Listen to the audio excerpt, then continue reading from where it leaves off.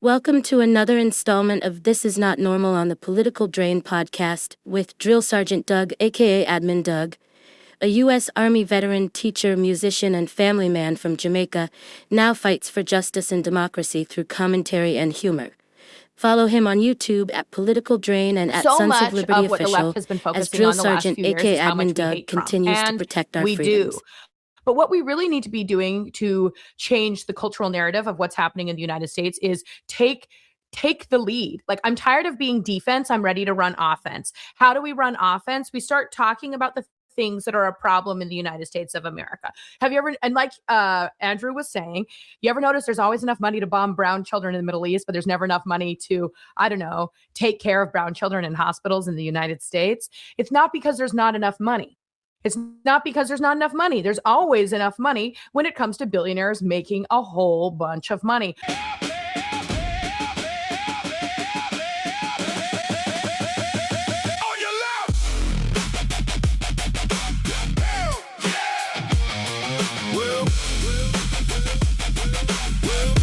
What's up, YouTube? And welcome to On Your Left with Drill Sergeant Doug. That's me, Drill Sergeant Doug. And this is a political roundtable. Now, the kind of political roundtable that doesn't suck. Don't run away. That means that we have people on here who actually believe what they say. They don't just spout off right or left. Well, you're not going to find many right people on here. Let me be honest with you. But if we do, you can bet that they're on here because they actually believe what they say. But today's topic is one that I think is brushed over. It is kind of glossed over in liberal circles, and it's shunned and buried or burned in the fire or in the backyard or on a cross in right-wing circles. And we're going to talk about money. We're going to talk about, after watching the UFC on the front lawn, you have to say it to yourself, how come we have no money for health care? How come everything else that we need as citizens, we can't seem to afford? But then there's another side that says even when we were taxing the rich at 70%, even at the Ronald Reagan era, and even before, we never had free health care. We have more people than any other country except China. And China's a dictatorship, so trying to do what they do, I'm not too inclined to say that we're going to do that either. They also only pay their people 5 cents an hour. That's only 5 cents more than Georgia. So what do we have the money for? How do we convince this country that's so used to not having anything that we can have it? And how do we convince the people who know that we can do this, that there's people out there that are willing to get it done? And that brings us to my guests today. We have a couple people who are actually running to change things out there.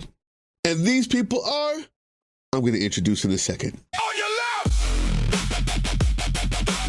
Today, we have with us my cult leader, the infamous, the hilarious comedian, activist, I'll let the rest of her resume speak for itself, Chelsea Gods. And I'll let you introduce yourself, Chelsea Gods, but you can just say hey right now before I introduce everybody else. Hi, everyone.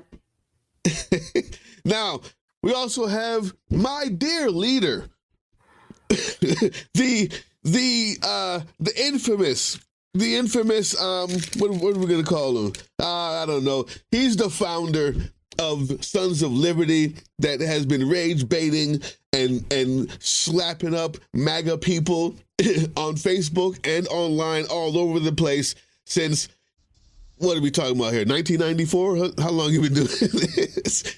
Big Sarge. Since 2015. 2015.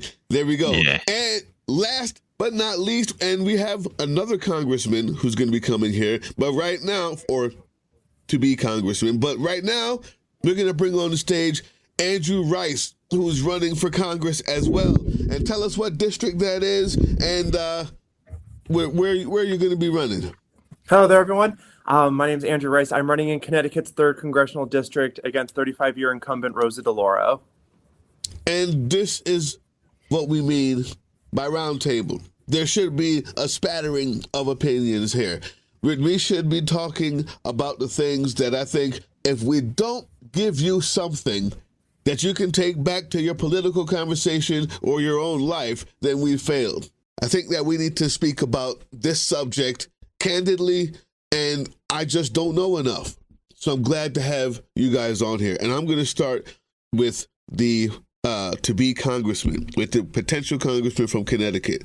When we talk about the ridiculous overspending that happens on the White House, or orange people, as we may call them, how much of what he has done or what they're doing in all actuality is taking away from anything that we should be or could be doing as a country?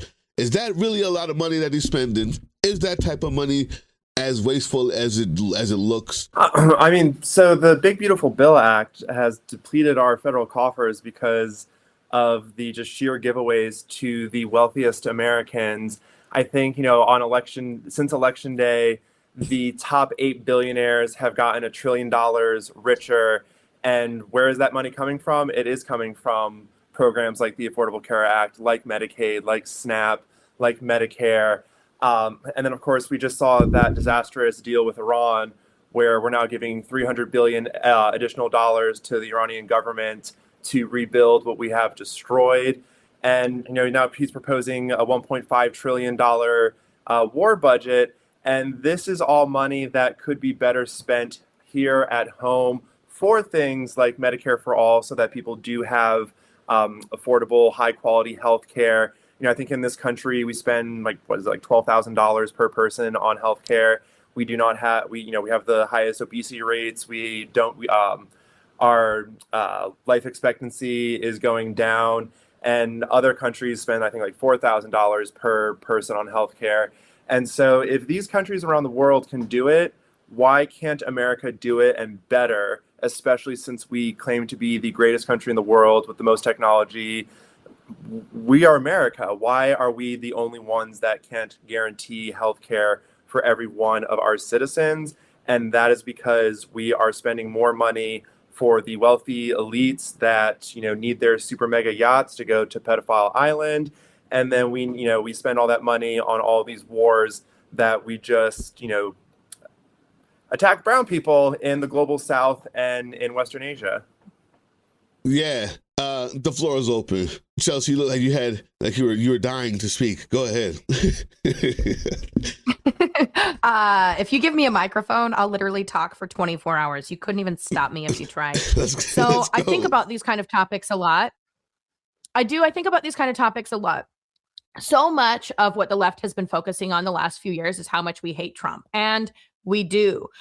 But what we really need to be doing to change the cultural narrative of what's happening in the United States is take the lead. I'm tired of being defense. I'm ready to run offense. How do we run offense? We start talking about the things that are a problem in the United States of America. Have you ever, and like Andrew was saying, you ever notice there's always enough money to bomb brown children in the Middle East, but there's never enough money to, take care of brown children in hospitals in the United States? It's not because there's not enough money. It's not because there's not enough money. There's always enough money when it comes to billionaires making a whole bunch of money. Obviously, the corruption that's happened during the Trump administration are levels that we've never seen before in the United States. It is historically the first time we've seen this level of blatant corruption in the executive branch in the United States. How did this come to be? Well, it was a concerted marketing campaign from right-wing Christian nationalists like the Heritage Foundation ever since the 1980s. And they've been working towards it for the last 40 years, and they've been successful in implementing it. Obviously, we knew about Project 2025.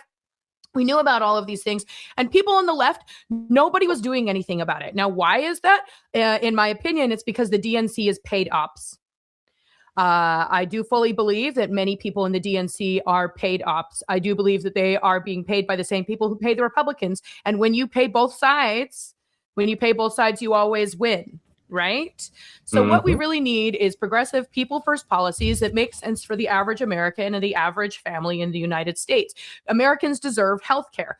One of my favorite things to do is to take right-wing talking points, flip them on their head, and see how we can use that to our advantage. Right-wingers love being conspiracy theorists. Let's lean into the conspiracy. Have you guys heard about Big Pharma and how they're stealing everything from you? Well, the solution to that, universal health care.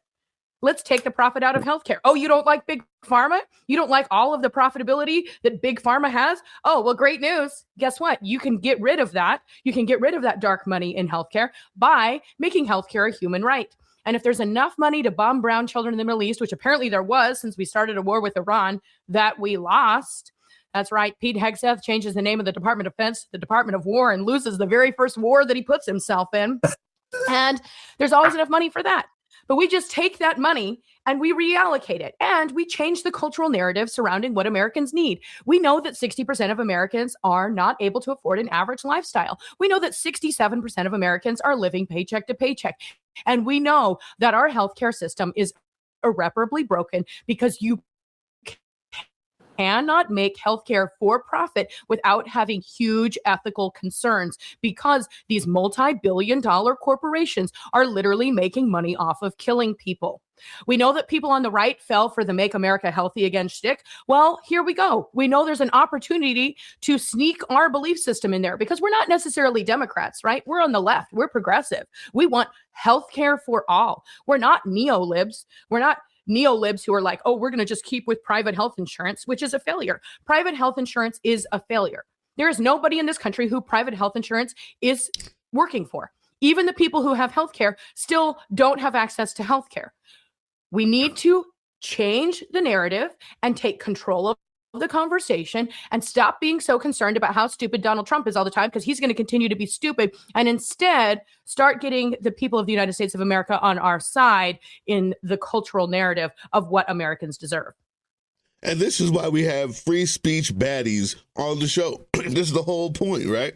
Now, I want to ask somebody, as was told to me in my comment section, I want to ask someone else who participated in bombing brown children, because that's what I was told to by people on the left when they see that I was in the military. You'd be surprised how many times they said to me that, oh, you're one of the child killers. So, Big Sarge, as someone else who's also participated in bombing brown children, because that's all we do in the military, according to some people on the left, I need to ask you, when they say we have enough money to be bombing this person or that person, and you can dispel the belief of why, how come people can't understand the difference between who's doing what in the army and what the military all the different things the military actually does. Maybe you can dispel that disbelief. But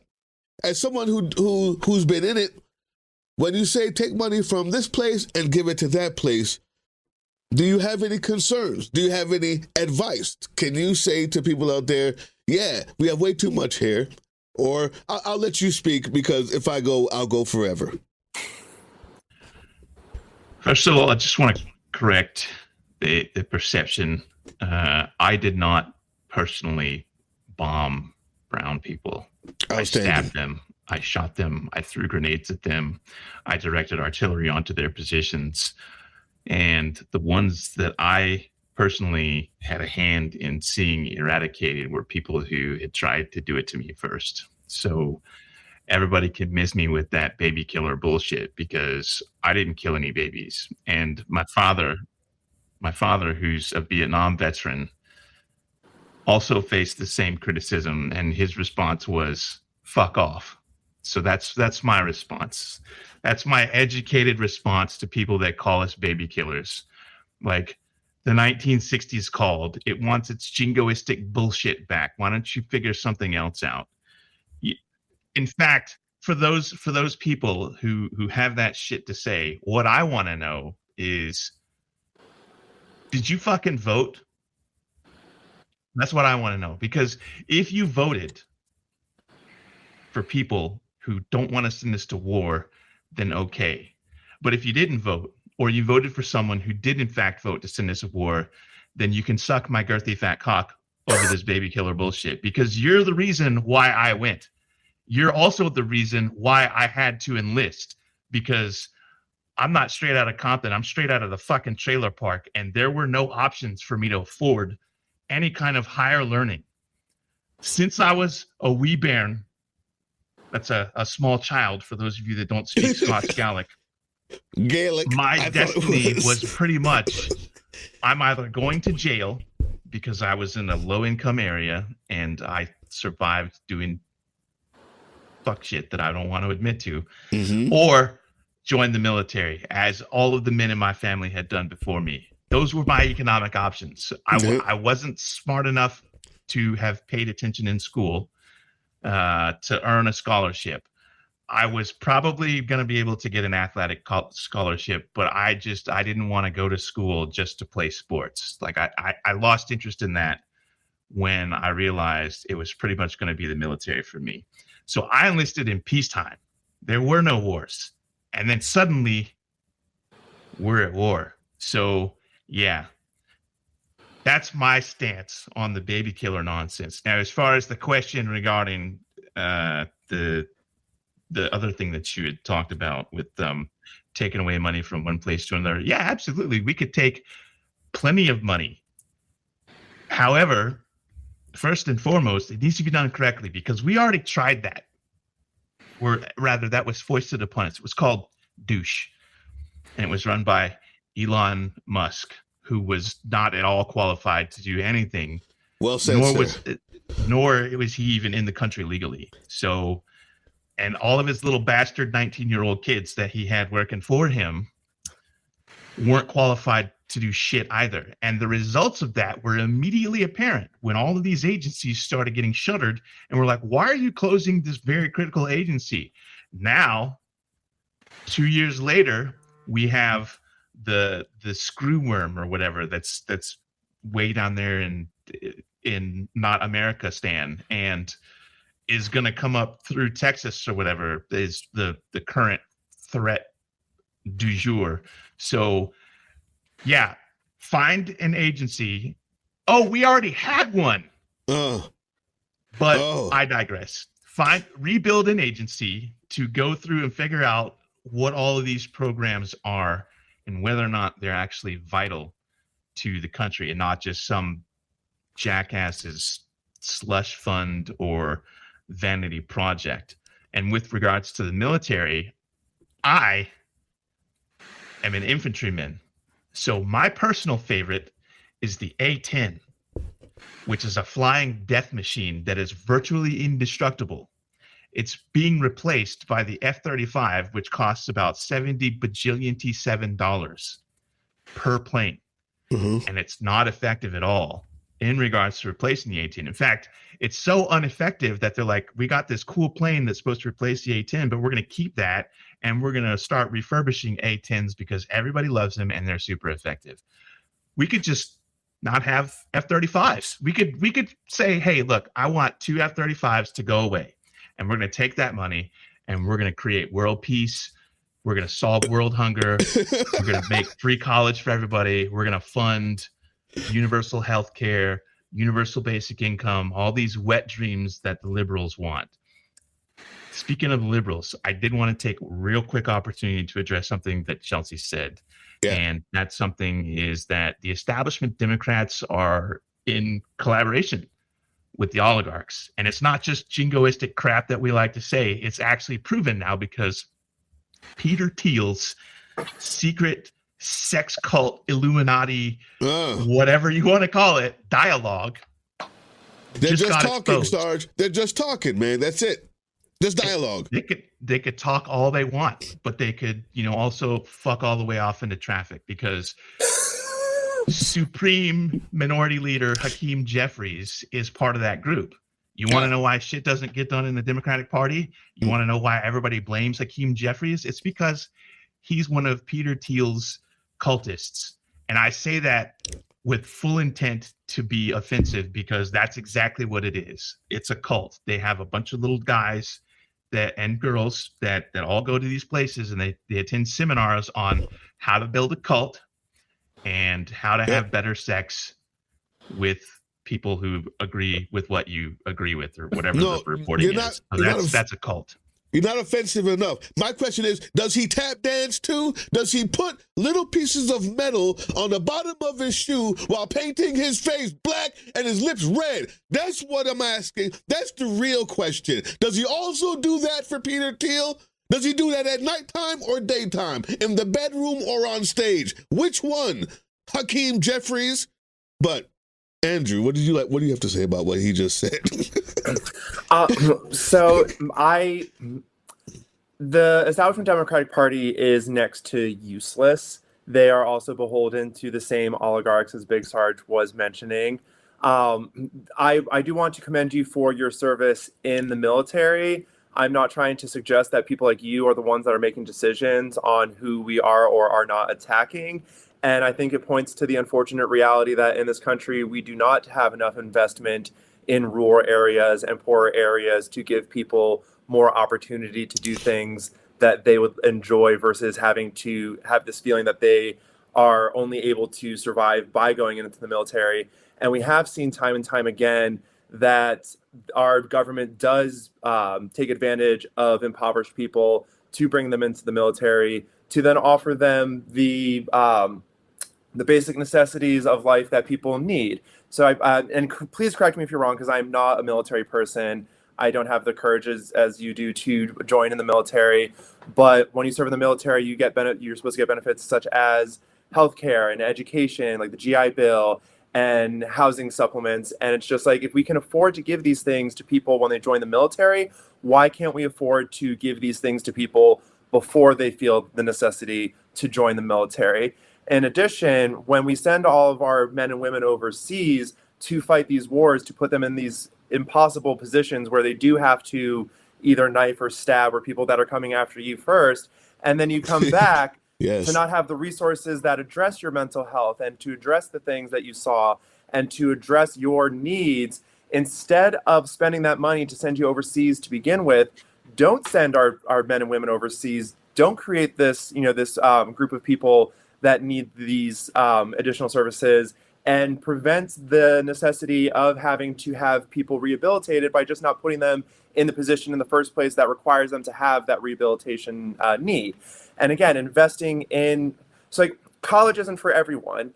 And I mean, I went to college, I have my master's, and I still can't, afford a house and anything. So the traditional education, pipeline that people love to praise isn't for everyone, but that doesn't mean you shouldn't be given equal opportunity to pursue something that gives you fulfillment while also being a net benefit to society. And so maybe I am an idealist that isn't living in the real world. But again, when nations were shooting for the sky, we shot for the moon and we made it. And that is the America I want to see, where we think and achieve the impossible for our people, instead of just accepting the status quo that leaves so many Americans behind. And yes, both parties have failed to fundamentally address people's basic needs. And if people's basic needs are met and they are given the opportunity to pursue their dreams and their passions, I think that could lead to a much brighter future for everyone versus this cycle of poverty and war we find ourselves in now. I'm gonna let you go, Chelsea, because I see you pining to say something, but I also want to let people know that I do have something. I was a different type of soldier. I was a different type of recruit.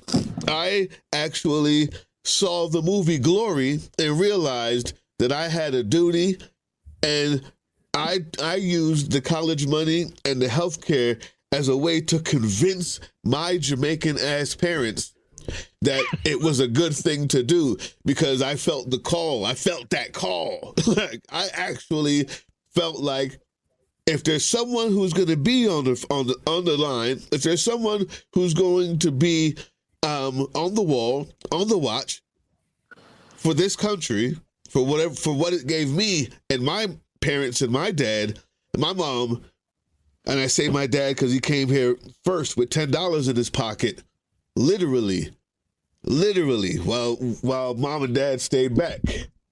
And then I got over here after he made enough money after having $10. I joined because I love this place. I joined because if anybody was gonna fight for it was gonna be me. And the worst thing that ever happened since then was finding out that all of that may have been a lie. So it's a whole different type of hurt. But go ahead, Chelsea. I just wanted to make sure I said that part. Listen, that was important. It wasn't for the college money. I joined because I wanted to fight. I joined because I thought that this was the place worth fighting for. And I'm hoping it could get to that place at some point, at least the realization of it. But go ahead, Chelsea. I think all four of us who are here today do believe that this country is worth fighting for. That's why we're doing what we're doing, right? That's why you did what you did and you joined the military. But that's also why we're doing what we're doing, is that we do believe that the future of this country is worth fighting for. And that story that you just told us about your very real life, where your dad came here with $10 in their pocket, that's the American story. They're trying to erase that. They're trying to make it seem like this country is not built by immigrants, that immigrants are not what makes this country great. But that immigrant story is the American story, right? That's this America that we're all here fighting for every single day, using our voices and standing up against oligarchs and standing up against the billionaires and standing up against fascist authoritarians. What I want to talk about in regards to the military is this. The military-industrial complex is a system that exploits not just the people who they bomb, but also the people who join the military. It is a system of exploitation.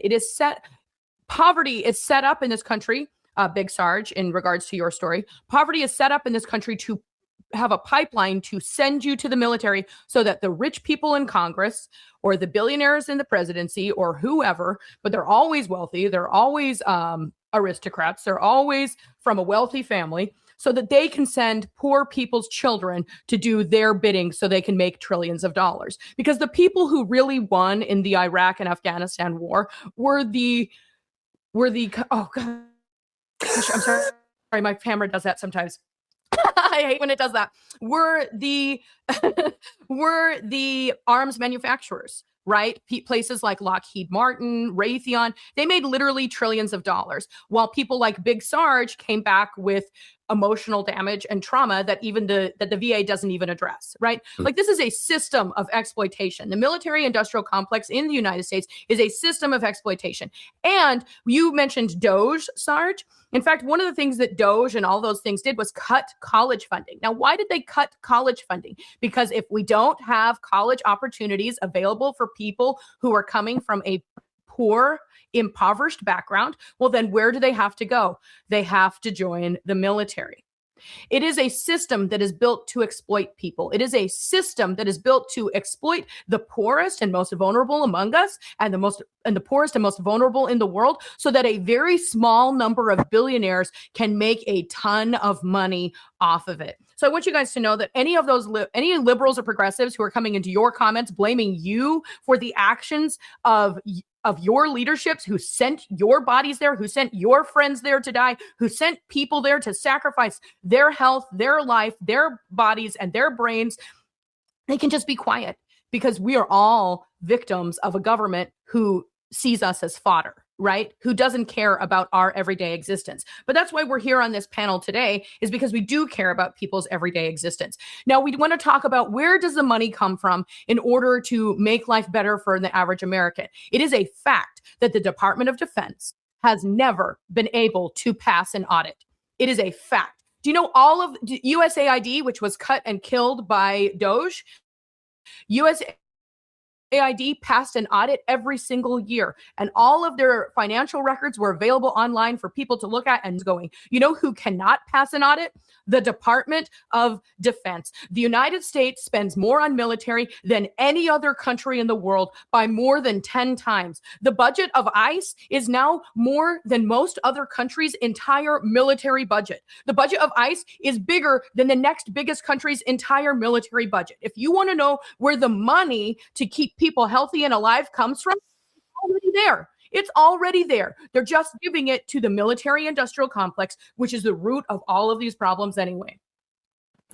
So the first largest military in the world is the United States military. The second largest military in the world is ICE. The third largest military in the world is the combined United States police departments. So we have the three largest militaries in the world, and all that And money we still lost to Iran.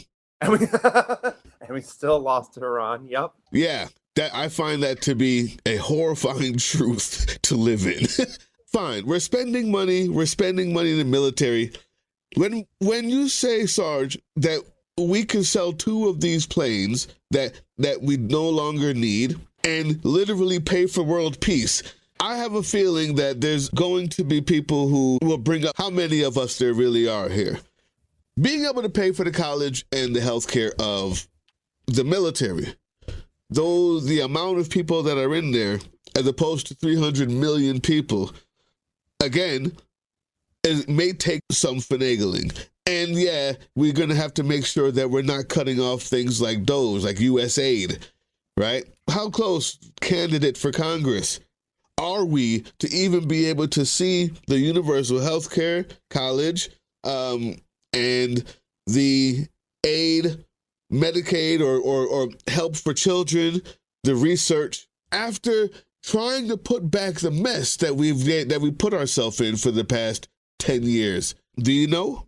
Do you have a feel for that? Well, as Chelsea mentioned, I think one of the things that led us to this moment is that for the past 10 years, the Democratic Party's message has just been vote for us because Trump bad. And that's not a winning message. That's not something that excites people.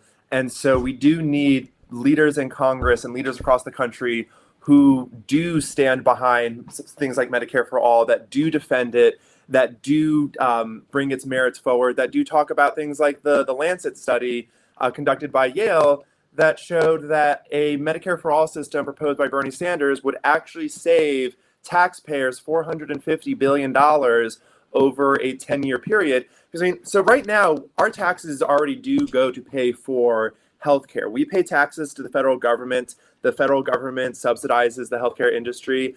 I think like 94% of expenditures by Humira or something are just government receipts. So our tax dollars are already paying for health insurance that we don't get.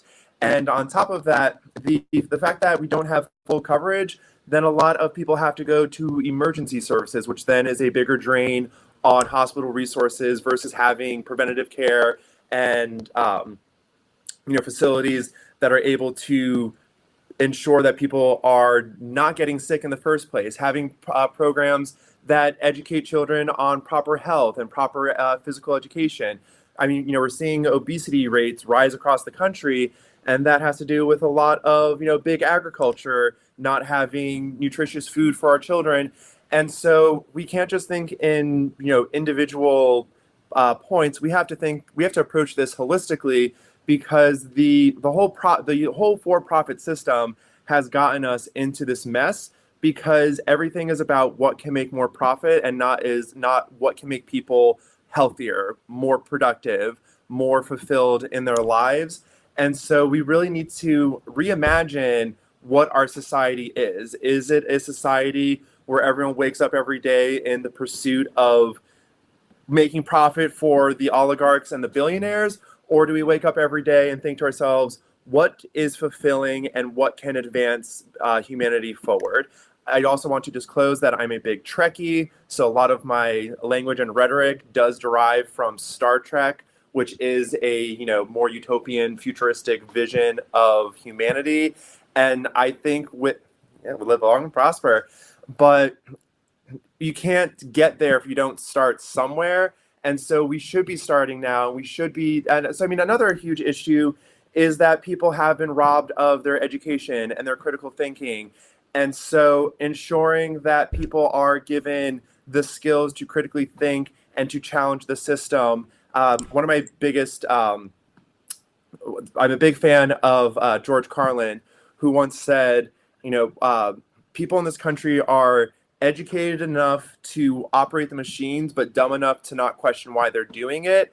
And so, again, all of this goes back to this just overarching problem of the oligarchs and the billionaires depriving us of resources from education, healthcare, and everything to just make us in this state of constant survival that we are unable to break from, because it has been, as Chelsea said, a system of exploitation that has been put in place, and we need to give people the understanding of that exploitation, but then also give people the room to make mistakes and to learn from their mistakes and to have compassion. Because I know a lot of times, people like liberals especially will see someone with a differing point of view and just attack them and accost them and make them sound stupid. And it's just like, if these people are never given an opportunity to hear a different point of view before just being written off, then you don't give them the chance to learn and grow and move along with you.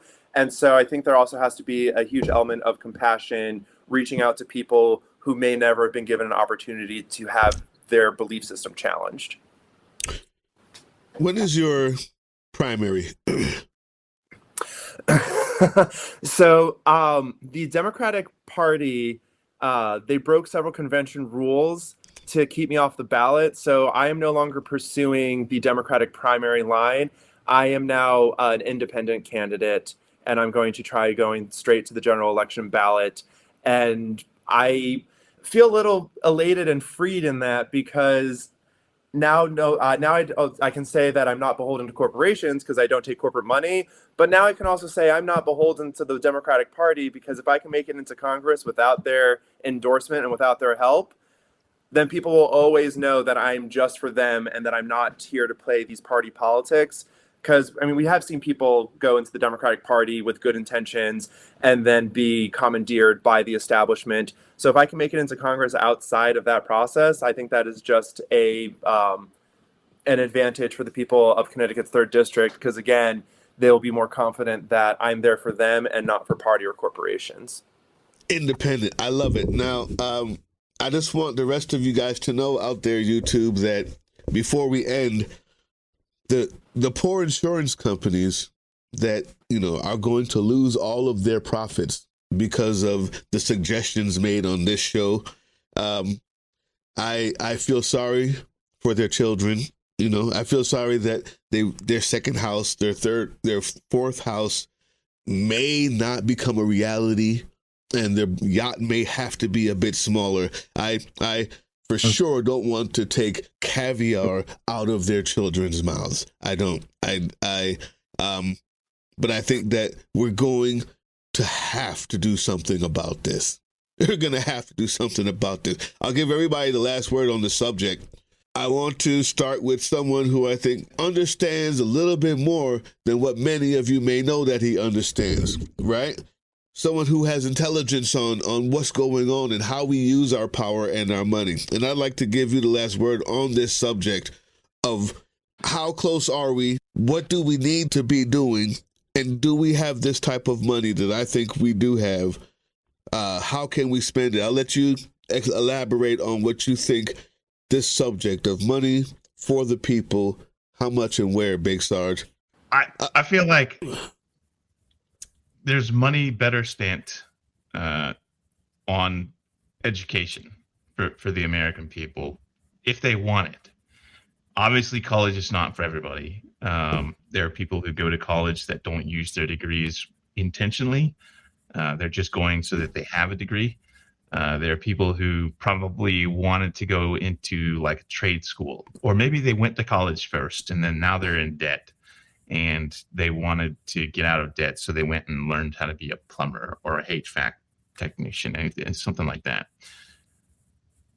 I don't want to discount college, but I do want to say that college isn't for everybody. I went to college and it was absolutely fucking useless to me, other than the fact I'm going to say a thing and it's going to get me canceled. Say the thing. I'm going to say the thing.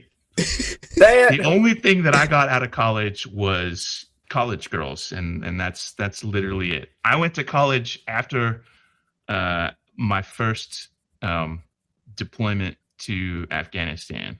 I was already like 26, I think, and very jaded and cynical. And that experience was literally like, I just sat in a classroom. I did the work. I knew exactly what I was doing. I got straight A's, and I didn't do any homework because I literally could just figure it out on the fly. So college isn't for everybody. Trade schools are also valid things that we definitely like. It's 90 some odd degrees here. We need Big Sarge, point of clarification. The only thing that you got out of college was laid? I didn't want to be that crass, but yes. All right, continue. I was expecting a lot worse. I was gonna go worse. I left it there. It's not my show, so I'm trying to be. I appreciate your candor, sir. Yes. Anyway, we should invest. If you invest in the nation's education, for whether it's school children or high school or college or trade schools, and most of the colleges now are for-profit colleges, and that's why people are so far in debt. It wasn't even but like 2-3 generations ago that you could go to college and not be in debt, and then you could go into the workforce doing exactly what you went to college for, making decent money, and you could have one income, 2 family vehicles, so that one person can drive to work and the other person, whether it's a man or a woman, can drive the kids to school, pick up groceries, do things around the house, go have a spa day or go to the range, whatever you want to do. We don't have that anymore. If you have 2 parents in a home, they're both working at least a full-time job, if not more. Maybe they have side hustles like, Avon or OnlyFans or Sons of Liberty. Sons of Liberty. Oh, whopping $75 of it. Right. And you don't have that anymore. You don't have what we used to have. So when people say they want to go back to the old days, yeah, that would be nice to go back to. Minus all the racism and bigotry and fear of communism or whatever. Invest in the nation's education so that we have smarter people. A, they won't fall for stupid shit like Donald Trump, but also B, they'll be better prepared to help advance this nation. Smarter people lead to a smarter country doing smarter things with all of the things that we can build, acquire, learn, etc. Like, just imagine if half of the people who voted for Donald Trump had been much better educated, able to figure out fact from fiction, but also and there are some people in that category who, have decent paying jobs and are smart. I don't know what the fuck their problem was, but they thought that hurting other people would help them more. Yeah. Make them feel This could better. also apply to the left too. So imagine if we had these people working productively in a society where we could figure out how to do universal health care or universal basic income or not bombing Iran and not getting us involved in quagmires and learning that, hey, that guy and his fucking family are grifters that have stolen billions of dollars, and maybe we should put guardrails on things so that we don't have to go show up in front of his house with pitchforks and drag a motherfucker out of his house, tar and feather him, and then haul his ass to jail and make sure that he stays there. That sounds great. Sorry, I apologize. Education for the win. For the win. Oh, that. I think I got a little chill there. Say that part again about pitchforks and pitchforks and chills and erections. I love it. I love it. Grrr. Chelsea, last words here. And if somebody could talk about this future of AI, I hear basic income, universal basic income, and it just reminded me that I wanted to also talk about everything that we were able to do. Number one, back when it was happening with the one parent working, one income, and everybody had 2 cars and a white picket fence, and because they had a factory job. Also, 13 to 25% of the population was locked out of all of that. So that's why they had that. Weren't expected to make any money. We're used up. were redlined, could not afford a house, even if they could afford a house, couldn't live there. And so that made a lot of things more possible than I think would have been possible if they included everybody. And now with the advent of AI, there's going to be even more people locked out of this. And I'm not even sure where to go from there. I know we have the money. We just got to take it from the people building the AI. But I'm just not sure where to go with this when we may not even have people working anymore. But I'll let you finish up. That's something to ponder.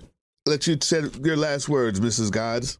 Well, that's a good reminder that these billionaire oligarchs have told the American people that the people who were coming for their jobs were immigrants. But it turns out the people who are actually coming for your jobs were always the billionaires. So that's a really good reminder that the billionaires are, in fact, our enemy. And when they buy up all of your houses, that means there are no houses available for you. And when they buy the government, that means the government doesn't work for you anymore. The real solution is obviously cutting the military budget. I like to point out to people, what good is it if you have the safest country in the world if 60% of people can't even afford to feed their freaking family? What good is it if your home is being protected with guns if you can't afford to put furniture inside your home or food inside your pantry? We have the largest police force. We have the largest military.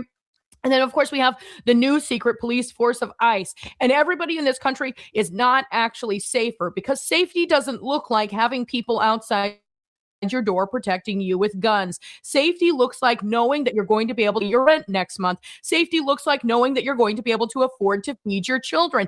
Safety looks like you're going to afford to be able to do the basic things that make your life worth living. We need to redefine what safety looks like in the United States. And quite frankly, Americans are not safe because we are all poor. It is a reality of the United States that 67% of Americans have no savings and no backup plan. That means nearly 7 out of 10 people are at risk of losing everything if they lose their jobs. We need to talk honestly and frankly about the fact that literally hundreds of millions of Americans are suffering on an everyday basis just so that a handful of people, it is 926 billionaires in the United States, it is a handful of people. Americans are suffering so that that handful of people can have 4, 5, 6, 7, 10 houses, 17 yachts, and however many prostitutes that they were purchasing on Epstein Island. Okay? It is a fact.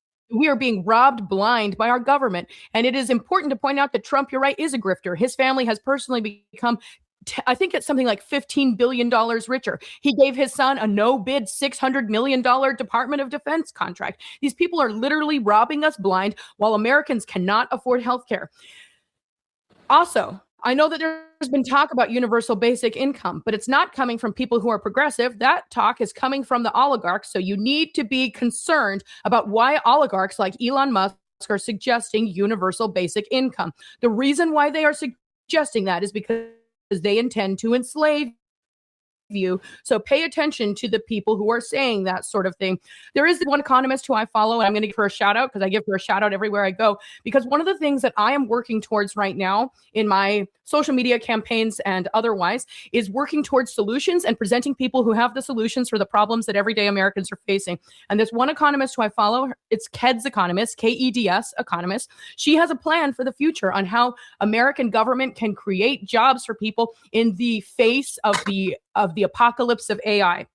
And she has a plan on how we can be investing in human beings, how small business might actually be the way forward. We need to change the way that America has approached the economy. Right now, we're in late stage capitalism where a very small number of people are literally robbing every single resource. And we need to take the power back from them and put it into the hands of everyday average Americans.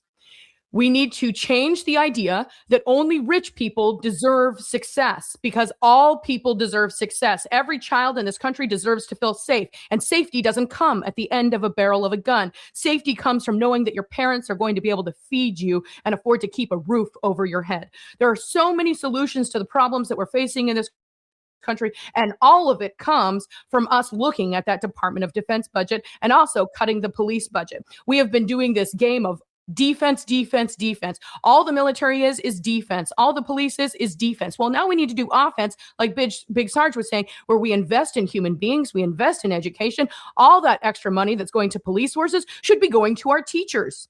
We should be investing in children. We should be investing in humanity. We need to be putting forward family first, first progressive policies that will guide the country. Because the reality is that people like us who are sitting here in this forum today want the best life for the most amount of people. And currently our government is run by a very small number of people for themselves. We have put greed on a pedestal and said greed is the American way. Well, we need to stop allowing Americans to cheer on their own struggle and instead make it so that the average everyday American is not struggling. And the solutions to these are out there. There are economists who are working on this. There are people who have policies working on this. And people like Zohran Mamdani hired people in his government to work on those people first, progressive family first policies. There are thinkers out there who have the solutions, and absolutely none of them are those 926 billionaires.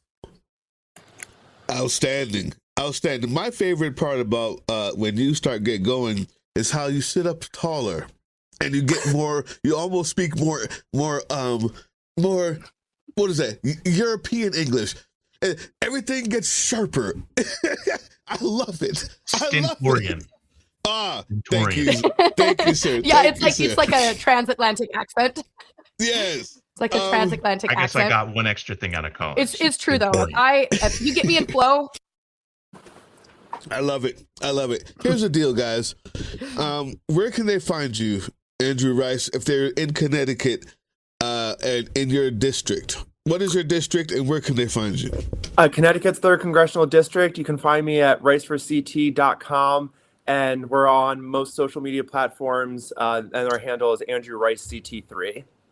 Guys, if we don't have Andrew Rice in, all of this means nothing. If you don't have the people who were put on, the reason why I started this whole thing, and let me go ahead and speak to the camera now because we're wrapped up here. Thank you all. The point is, if your goal is not to go find people like Andrew Rice to vote for, to change that Democratic Party, it is not just a party because down from God's own sky was a D, right? There is people in there that we can vote for, and don't say it, Sarge, that we can vote for, and no, I saw it, and we can vote for that can change the party. You don't want tap dancing, minstrel face, Corey, whatever his damn name is, Hareem, fuckface. You don't want him in there? Guess what? You're going to have to vote for the Andrews. You're going to have to vote for the people that we put on this platform. That's why the platform exists. That's why it exists. That's why every Tuesday live, the Sons of Liberty tries to platform people, and sometimes Wednesdays, Thursdays, and Fridays too. Because if we're not voting for them, if we're just here to say how bad things are, just stop watching. It's got to start with us. If it's for the people, by the people, and of the people, but the people are on the couch talking about what they're doing, then we've lost the plot. Their primaries around you, where you are right now. Leave it in the comments section. There are people who are running progressive campaigns who don't have a chance around you right now, where you are. Leave those in the comments section. Leave them in the comments section. Let's talk about it. Let's see how we can change these parties, get USAID back, and also maybe a little bit of fucking dignity out here. We can stop having UFC matches on the front lawn and actually have cancer research, actually have funding for trade schools, and maybe even not go into debt every time you want to get a higher degree. Maybe, just maybe, huh? Maybe. We'll see. I'm here for the long haul. And I hope you are too. And if you are, Joe Sarge out here on your left. Go, go, go, resist, resisting, fuck this shit's going down, that's right here, right now, the political drain, just the news you need, nothing driven by greed, no sipping Kool-Aid, Sims cooking on that knee. That was the Political Drain podcast, which can be heard on www.groovechillradio.com/political-drain and can be viewed on the Political Drain YouTube channel anytime. Once again, thank you for listening to Groove Chill as we resist fascism in any form, pursue democracy, peace, and love.